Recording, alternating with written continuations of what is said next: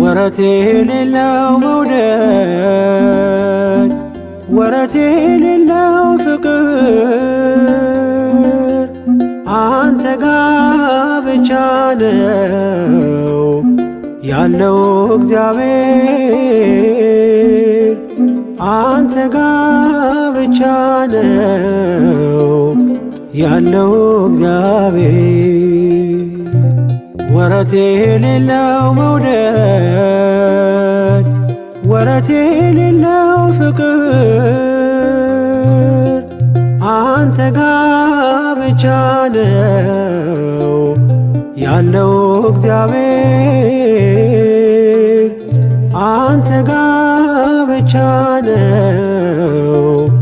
ያለው እግዚአብሔር